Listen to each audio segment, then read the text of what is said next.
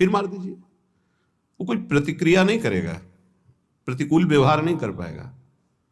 ऐसे एक बार परमहंस श्री स्वामी ओंकारानंद सरस्वती जी महाराज उनके चरणों में बैठे हुए थे, तब उन्होंने कहा, बच्चा, साधु को इतना सहनशील होना चाहिए जैसे कुत्ते का सहनशील स्वभाव।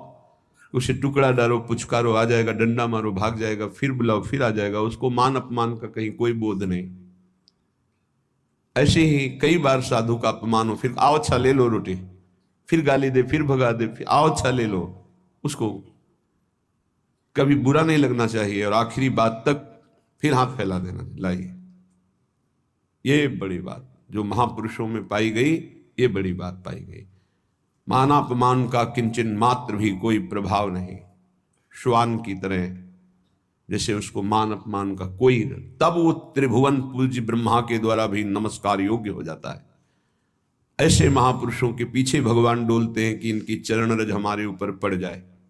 स्वयं भगवान कहते हैं, मैं ऐसे भक्तों के पीछे डोलता हूं। निरपेक्षम मुनिम शांतम निर्वैरम शम दर्शनम अनुब्रजाम्य हम नित्यम पूये त्यंगुरेणु भी। हे, बहुत बढ़िया अवसर है, सह जाओ। जब कर्म भोग आता है तो किसको गाली दोगे? सहते हो ना, तो एक कर्म भोग मानकर सह जाओ। अंदर विकार आवे तो सह जाओ, बाहर कोई अपमान करे, गाली दे तो सह जाओ। बहुत ऐसे स्थान पर पहुंच जाओगे जहां सुख ही सुख है, दुख का लेश नहीं है। और अपमान करने वाले, निंदा करने वाले वहां पहुंचाने में हमारा बड़ा सहयोग करते हैं। इसलिए कभी इनका बुरा ना सोचे।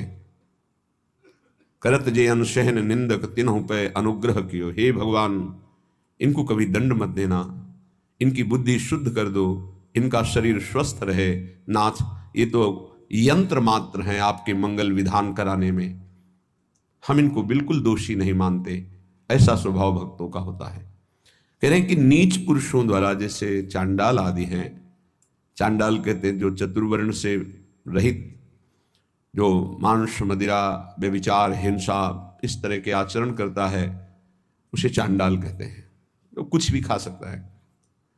शास्त्रों में कुत्ते का मांस खाने वाला, ऐसे नाना प्रकार के कुमार्गगामी प्रवृत्तियों में जो हर्षपूर्वक चलता है उसे चांडाल कहते हैं।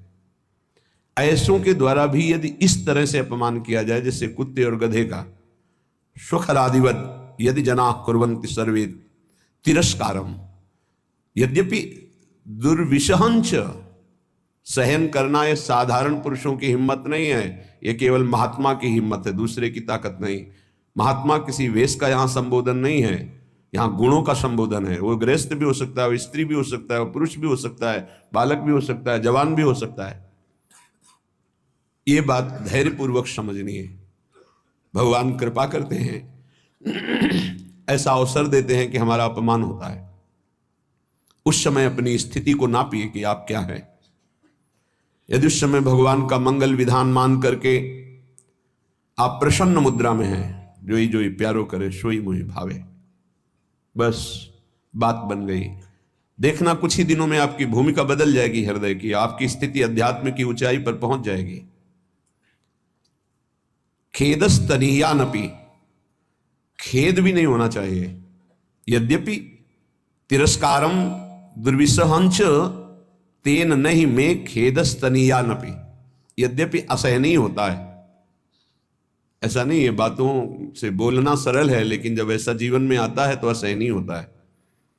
और भगवत कृपा से 20 बार ऐसा आया है पूरे जीवन में, जब सामने से तिरस्कार हुआ, अपमान हुआ है।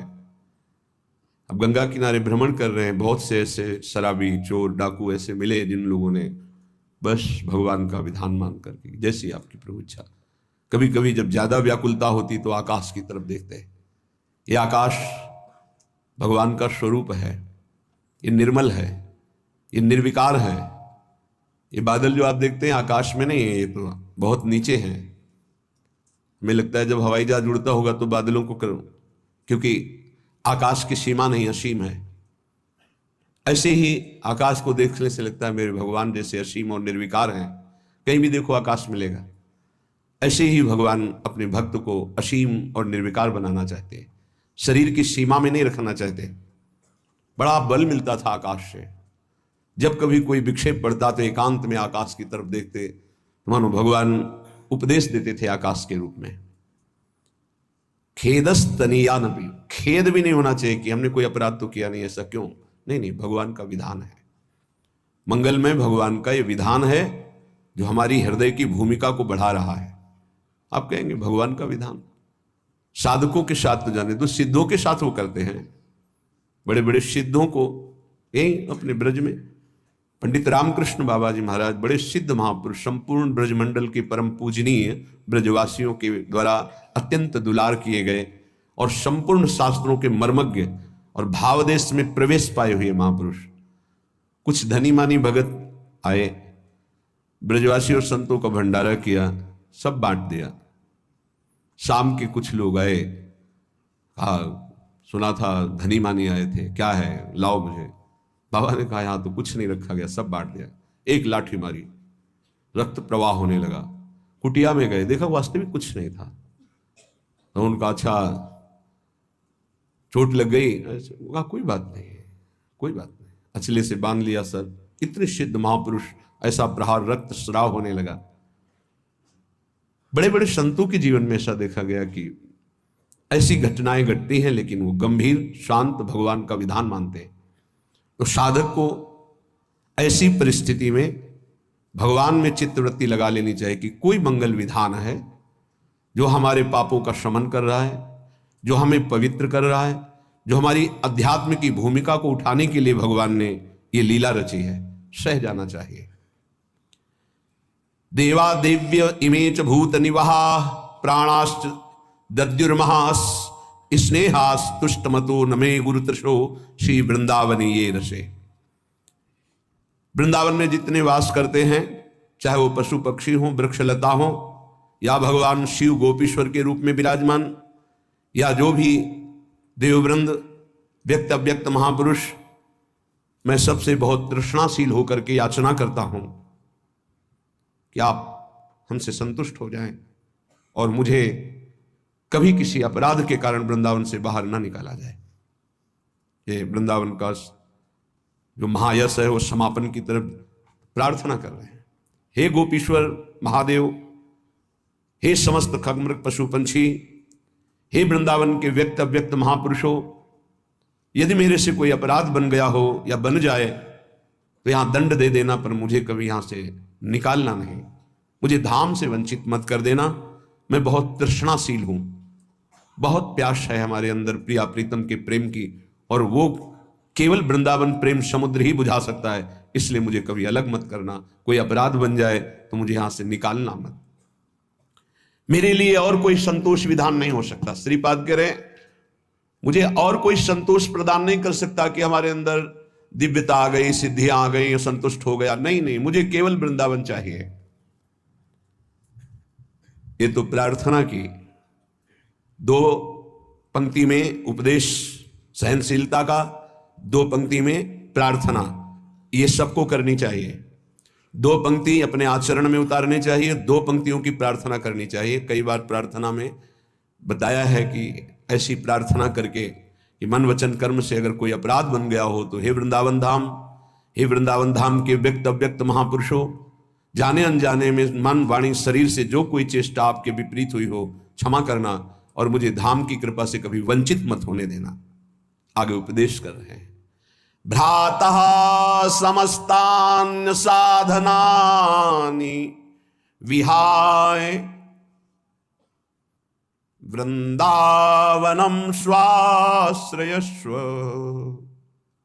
यथा तथा प्राक्तन वासनावास शरीरम वाणी हृदय विचेष्टता।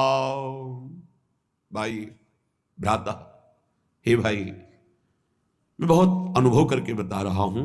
समस्तान्य साधनानि विहाय, साधनों का बल छोड़ दो।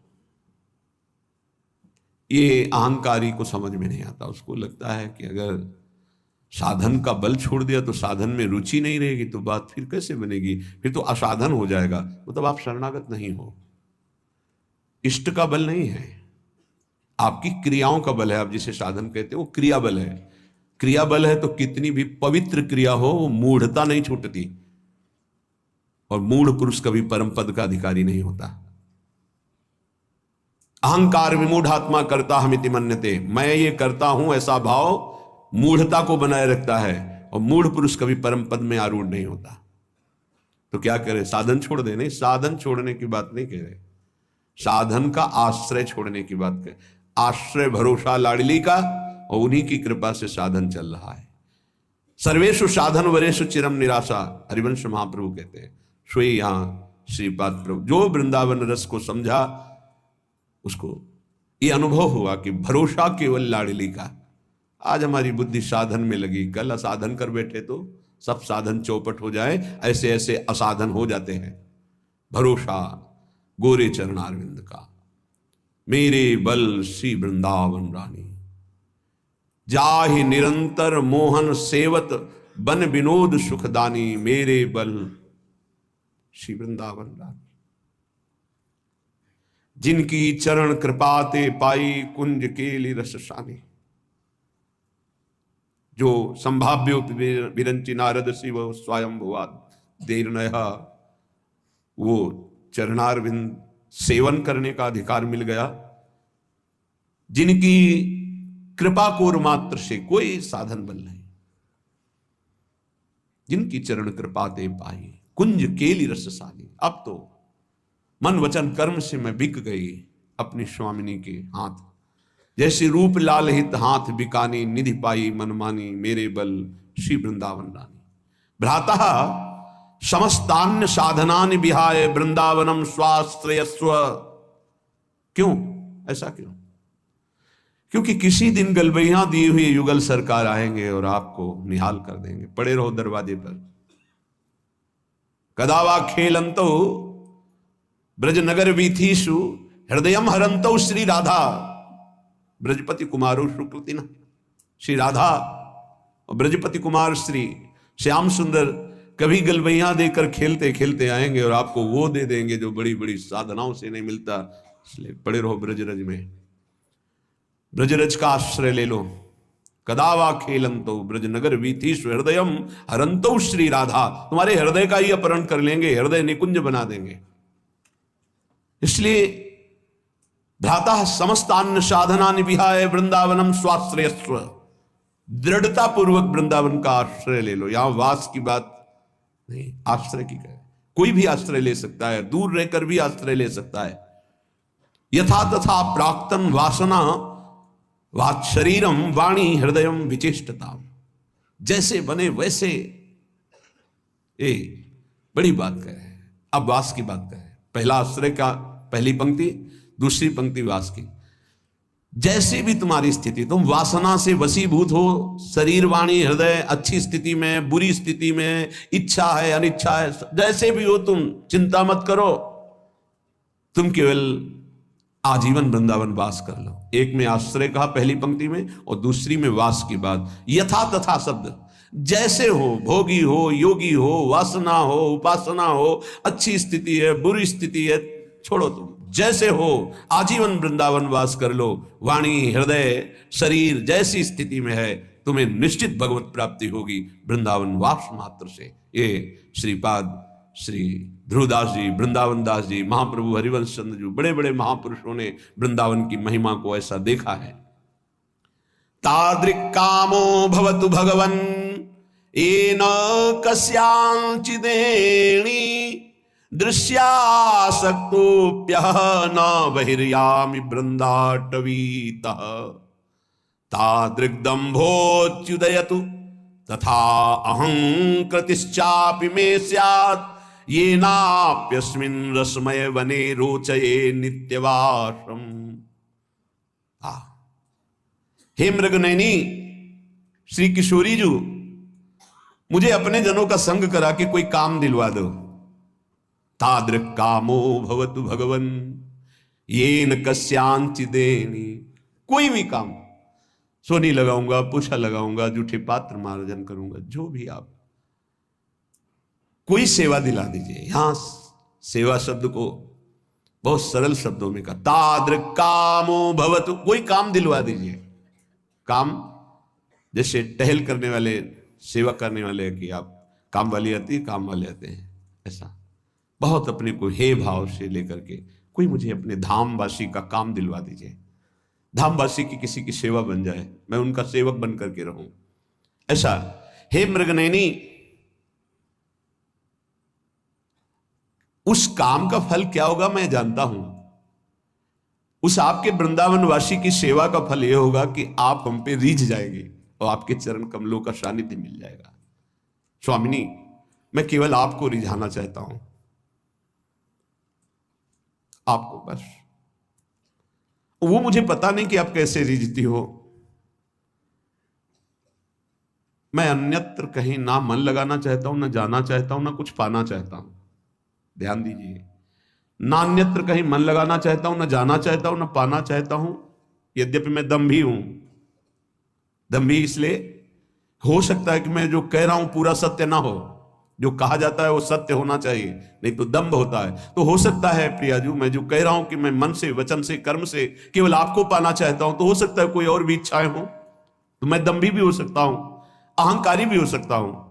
पर दम्भी और अहंकारी भी होकर के मैं केवल आपके ही चरणों की दास्ता चाहता हूं, मुझे कभी किसी और में रुचि ना हो। हे मेरे लाडली लाल, हे मृगनयनी किशोरी, जो हम पर कृपा कर दो। वरम वृंदारण्ये हरि हरि करे खर पर भृतो, भ्रमामो भैक्षार्थ स्वपच गृह बीथी सुदिन सहा, तथापि प्राचीनैः परम सुकृतैरत्र मिलितं नने व्यामोऽन्यत्र क्वचिदपि कथंचिद वपुरिदम्। वरम वृंदारण्ये हरि हरि, हे हरि, हे हरि, बड़े आर्त भाव से पुकार रहे, हे हरि, हे हरि, कृपा कर दो। क्या मैं वृंदावन वास करूं और हाथ में रज का पात्र लेकर के भिक्षा मांगूं और वृंदावन के स्वपच तक की भिक्षा जूठन मांग करके उदर पूर्ति करूं, राधा राधा राधा ऐसा गाता रहूं।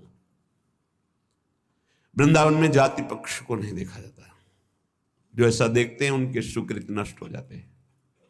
हरिराम व्यास जी बहुत बड़े अद्भुत दिग्विजयी विद्वान, जिनके शिष्य मधुकर शाह जैसे महाभागवत, वो कह रहे हैं महाप्रभु हरिवंश चंद्र जी के जब शिष्य हुए, वृंदावन की रज का सेवन किया, रस का स्पर्श हुआ, तब जो उनको अनुभव हुआ वो कह रहे हैं, व्यास रसिक तेई बड़े ब्रजते अनत न जाए, वृंदावन के स्वपच की जूठन मांगे खाए। वही सबसे बड़े रसिक हैं जो ब्रज की सीमा के बाहर नहीं जाते और वृंदावन के स्वपच तक की जूठन मांग करके खाते हैं, देहाभिमान रहित अवधूत स्थिति। व्यास मिठाई विप्र की में लागे आग, वृंदावन के स्वपच लो जूठन खइए मांग। आग लगे बाहर के विप्र की दी हुई मिठाई में, लेकिन वृंदावन की स्वपच की जूठे टुकड़े मिल जाए तो निहाल हो जाओगे। कितना भी हो, थोड़ा सा देह भाव बना रहता है। जैसे संन्यास मार्ग में तो इसकी पुष्टता होती है कि जब पवित्र भिक्षा ना मिले 3 दिन, तब दूसरे वर्ण के, वो भी पकवान, जब 3 दिन उनकी भिक्षा न मिले तो तीसरे वर्ण में फल और मिठाई आ गई, चौथे वर्ण से निषेध है। और सन्यास, दंड सन्यास केवल ब्रह्मणत्व को ही प्राप्त होता है। श्रीपाद यहां कह रहे, वरम वृंदारण्ये हरिहरि करे खर पर भृतु, भ्रमामो भैक्ष्यार्थ स्वपच ग्रह वीथीषु दिन स्वाहा। प्रभु मेरी ऐसी स्थिति कर दो। ये छोटी स्थिति नहीं है, ये बड़ों की स्थिति होती है। जिसे आप छोटा समझते ना, ये बहुत ऊंची स्थिति के महापुरुषों की स्थिति होती है। कह रहे हाथ में रज का पात्र हो। एक प्रार्थना है, यदि आप विरक्त हैं, वृंदावन वास करते हैं, तो रज के पात्र में ही जल और भोजन का सेवन करें। यहां ब्रज की रज से बने हुए पात्र में जल और भोजन जो प्रसाद आप लेते हैं वो आपकी बुद्धि को शुद्ध करके प्रिया प्रीतम में अनुराग प्रदान करेगा। पाने मात्र से ये बहुत बड़ा साधन माना जाएगा। यदि आप रज के, हमें लगता है प्राय ऐसा ही होगा कि अपने सब विरक्त जन उसी में रज के पात्र में ही प्रसाद पाने का, बहुत पहले से ऐसा विधान है, तो शायद ऐसा ही सब चल रहा होगा, ऐसा ही होता होगा। प्रसाद पाने का रज में ही तो सब पाते होंगे, पात्र में। खरपरा जो रज का बना हुआ है प्रतिदिन लेकर, अच्छा भिक्षा भी आती है, माधुकरी आती है, मांगने जाते हैं, हाँ, तो उसमें ये तो नहीं पूछा जाता कि कौन से किन घरों में, सब, हाँ। भ्रमामो भैक्ष्यार्थ, एक भी टुकड़ा अगर ब्रजवासी का अपने भोजन प्रसाद में श्री जी के प्रसाद के साथ है, वो अमृत समझना।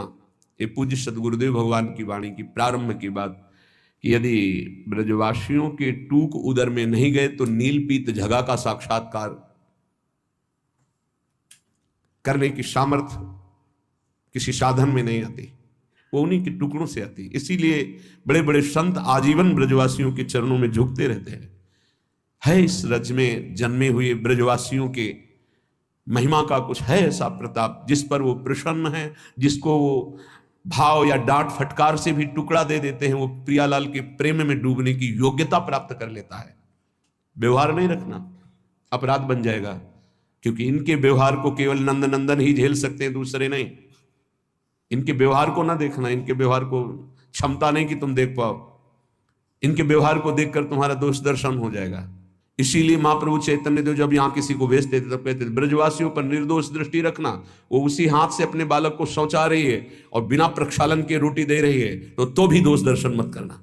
बहुत बड़ी उपलब्धि है ब्रज टूक की, ब्रज के अन्न की, जो ब्रजवासी। आज भी हमारे गुरुदेव भगवान का जो श्री जी का भोग लगता है तो तेहरा में भिक्षा के द्वारा, पहले भी सुबह 8 बजे जाते थे, 2-3 घंटे में पूरे गांव से जो 2-4-5 किलो आटा मिलता है, ऐसे ऐसे ब्रजवासी देते हैं। ऐसे कि बच्चा लेके आया, कढ़ाई में जो ऐसे ऐसे किया जाता है, करछुली कहते हैं, करछी, वो आधा तो चलने में गिर गया, छोटा बालक आधा के झोली में पड़ा, मतलब एक रोटी का धुरन पूरे गांव से मांगने पर 5-6 किलो। वो जितने दिन चला फिर वैसे, वो तब जाकर के उस वस्तु की अनुभूति होती है। ये रबड़ी रसगुल्ला ये सब दूसरा अनुभव कराएंगे, लेकिन ब्रजवासियों का टूक जो जाएगा वो प्रिया प्रीतम के लिए रोना सिखा देगा। वो क्यों रो रहे हैं उसका कुछ पता ही नहीं है, कोई चाह, कोई मांग, कुछ, कोई दर्द, कोई परेशानी, कुछ नहीं जानते हो। आगे लिख रहे हैं, वो महान सुकृति होता है, वो महान होता है। ये जो वृत्ति है ना, ब्रजवासियों के दरवाजे पर खड़े होकर उनका टूक मिला और वो जब हृदय में जाता है तो पापों का नाश करके महान सुकृत उदय करता है। कौन सा सुकृत? वो कदावा खेलंतो ब्रजनगर वीथी हृदयम हरंतो श्री राधा ब्रजपति कुमारो सुकृति नहा। श्री हरिवंश प्रसिद्ध धर्म समुझय न अलप तप, समझो श्री हरिवंश कृपा सेवो धर्मिन जप। रसिकों का जप करो, रसिकों का सेवन करो, रसिकों को समझो, उनकी आज्ञा का पालन करो, तब समझ पाओगे हरिवंश धर्म।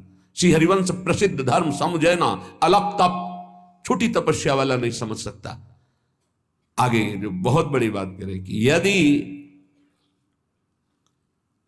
मुझे प्रारब्धानुसार कोई बहुत बड़ा ब्रह्मा का पद या ऐसा वैभव मिले और कहा जाए कि धाम छोड़ दो, ये वैभव स्वीकार करो, तो ऐसा मैं स्वीकार नहीं कर सकता। ब्रज के पात्र में स्वपच के घर से जूठन मांगकर खाकर वृंदावन वास करूंगा और राधा राधा उच्चारण करूंगा। ये रहनी, ये सहनी प्रियालाल की प्राप्ति करा देती है। प्रियालाल की प्रेम की प्राप्ति सबसे दुर्लभ बात है। ज्ञान विज्ञान अन्य साधनों का अनुष्ठान करके मोक्ष पदवी तक प्राप्त करना कठिन है, पर वो भी सुलभ हो सकता है। पर प्रेम प्राप्त करना सबसे कठिन बात है। वो ऐसे प्राप्त होता है, वृंदावन प्रेम समुद्र, प्रेम धाम है। पूज्यपाद उड़िया बाबा जी से कहा कि प्रेम किसे प्राप्त होता है और प्रेमी क्या मांग करता है। प्रेमी की मांग क्या होती है और प्रेम किसे प्राप्त है। जिसे प्रेम मिलता है वही प्रेमी होता है। प्रेम किसे प्राप्त होता है और प्रेमी की मांग क्या होती है। यहां कह रहे हैं, जो केवल निरंतर भजन चिंतन में आसक्त रहता है उसे भगवत प्रेम प्राप्त हो जाता है। और जिसे भगवत प्रेम प्राप्त होता है वो ना इहलोक ना परलोक ना अणिमादि सिद्धियां ना मान सम्मान कुछ नहीं प्राप्त करता। केवल एक चाह रहती है कि मेरा निरंतर चिंतन बना रहे, बस। अनन्य चिंतन, अनन्य चेता सततम। पकड़ो इस बात को। अंदर से तुम्हारा चिंतन क्या चल रहा है? बाहर से आपकी सब सेवाएं हैं, पवित्र हैं, मंगल है, ठीक है। बात अंदर की, बाहर से शरीर पवित्र होने की बड़ी सुंदर सेवाएं हैं। अंदर चिंतन अगर राधा वल्लभ श्री हरिवंश, राधा वल्लभ श्री हरिवंश नहीं चल रहा है तो अभी अधूरा है कार्यक्रम। एक टांग केवल कैसे चला जाता है जानते हो? देखते हो कितने कष्ट पर चलते हैं। दो टांगों से कितनी आराम से चला जाता है। दो पंखों से पक्षी आकाश की यात्रा करता है। ऐसे ही शरीर से सेवा और मन से सुमिरन, इन दोनों से अध्यात्म की ऊंचाई पर पहुंचा जाता है। यदि शरीर से सेवा नहीं तो मन के सुमिरन में आप जो लगे हुए हैं उसमें संपूर्णतः आप नहीं लग पाएंगे। सेवा की अत्यंत आवश्यकता बड़े बड़े सिद्ध होने की। अगर शरीर सेवा में लगा, मन सुमिरन नहीं, तो सेवा में आप टिक नहीं पाएंगे, आपकी वासनाएं गिरा देंगी आपको। दोनों अत्यंत आवश्यक है, शरीर से सेवा और मन से सुमिरन। चाहे गृहस्थ हो चाहे विरक्त हो, अपनी अपनी पद्धति, निवृत्ति मार्ग परक सेवा, प्रवृत्ति मार्ग परक सेवा। जो शरीर से सेवा और मन से सुमिरन करते हुए एक ही मांग करता है कि मेरे सेवा और सुमिरन में कभी बाधा ना पड़े, ना इहलोक ना परलोक ना अणिमादि सिद्धियां ना मान सम्मान, मुझे कुछ नहीं चाहिए, वही भगवत प्रेम को प्राप्त करता है। भगवत प्रेमी में भगवत चिंतन के सिवा, भगवत प्रेम के सिवा कोई मांग नहीं।